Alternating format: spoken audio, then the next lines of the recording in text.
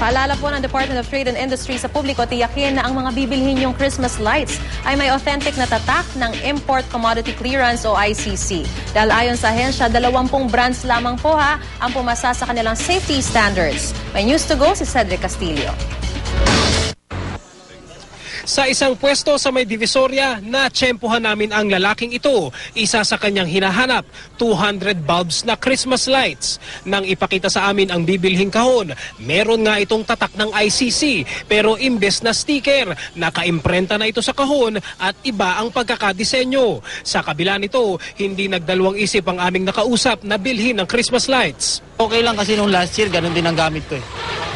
Hindi naman wala naman naging problema eh. So okay lang sa inyo sir, yung hindi kayo na kinakaba sa standards, kasi hindi naman kasi sa isang gabi, halos 2-3 oras lang namin binubuhay. So ito, binenta sa inyo na? Naka-imprenta na. Pero bawal po ito, di ba? Di ba dapat may sticker? Ewan ko.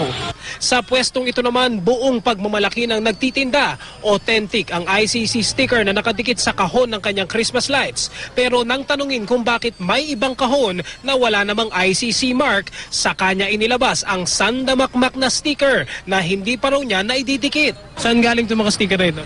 Ay, hindi ko po alam eh. Pag dinideliver sa amin yan. Kaya meron nang kasama sa isang box. So ano sabi sa inyo, idikit na lang ito sticker na ito? Alam niyo ba na bawal yun? Opo. Alam niyo bawal? Opo. Bakit po ginagawa niyo, nagbebenta pa rin kayo ng ganung product? Wala lang. Sila mas mura kasi. Komplikado at mabusisi ang product standards test na pinagdaraanan ng Christmas lights bago ito ilabas sa merkado. Ayon sa Department of Trade and Industry, 20 brands lamang na nasa merkado ang pumasa sa safety standards. Ang Christmas lights kasi is a regulated product.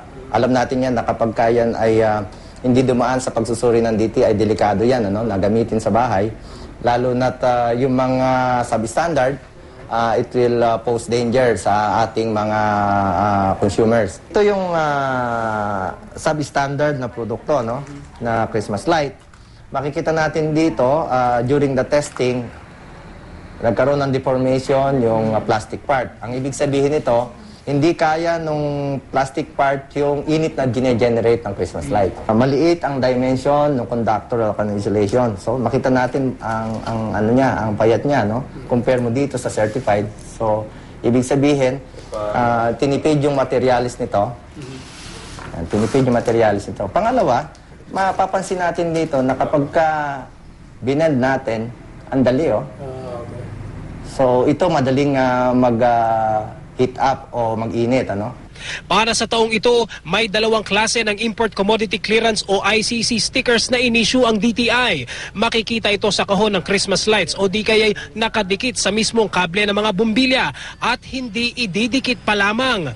Maliban sa ICC sticker, may ilan pang requirements para matiyak ang kalidad ng produkto. Kailangang nakasaad ng pangalan at address ng importer o distributor. Nakalabel ang ratings ng produkto gaya ng voltahe at wattage. Nakalagay ang product standard code at meron din dapat instruction sa tamang paggamit.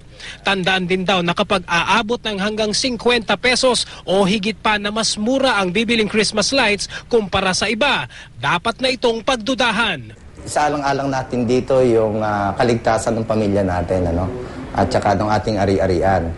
Konti lang naman ang price difference nung certified at saka yung uncertified. Kung ano ang kailangan ng market, yun ang ibinibigay nung nagtitinda. So kung alam nila na may bumibili pa rin ng substandard, siyempre may matutok sa magbenta ng substandard. Cedric Castillo, GMA News.